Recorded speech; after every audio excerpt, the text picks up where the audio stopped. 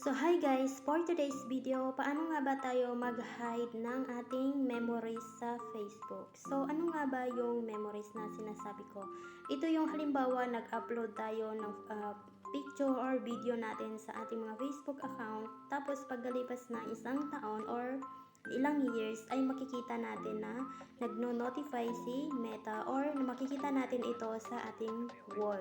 Na sinasabi niya dito na itong upload natin na yon ay nag 1 year na siya or nag 2 years or how many years na siya.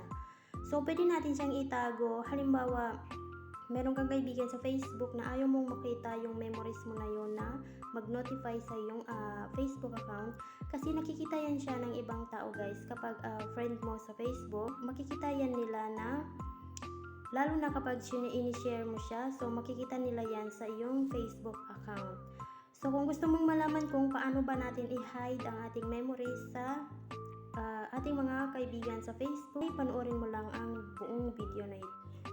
So ang una natin gagawin ay pupunta lang tayo sa ating mga Facebook account, tapos i-click nyo lang itong 3 lines na to sa gilid ng dito sa taas, tapos ganito yung makikita nyo. And then dito naman guys, i-click nyo lang itong memories. Then dito ay may makikita kayong settings dito sa pinakataas, i-click nyo lang yan. Dito guys, para ma-hide natin yung ating memories sa ating mga friends sa Facebook, ay i-click nyo lang itong people.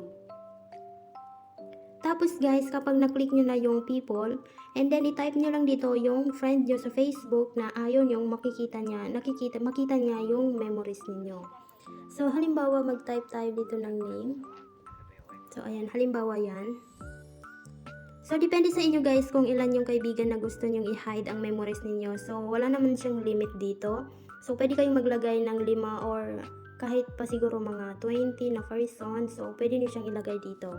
And then, kapag ganyan na yun siya, i-click nyo lang itong arrow. Tapos, makikita nyo na dito sa baba ng people na meron ng makikita mo dito yung number ng hidden na friend mo sa Facebook na ayaw mong makita niya yung memories mo.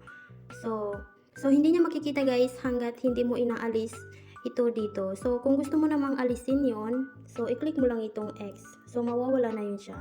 So makikita na niya ulit yung memories mo sa Facebook.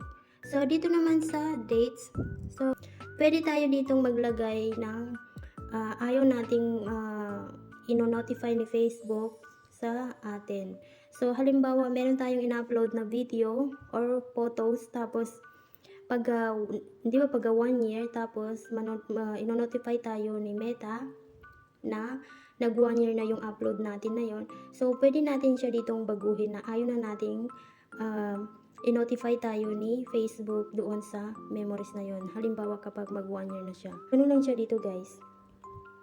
So, ganun lang kadali guys mag-hide ng memories sa ating mga friends sa Facebook.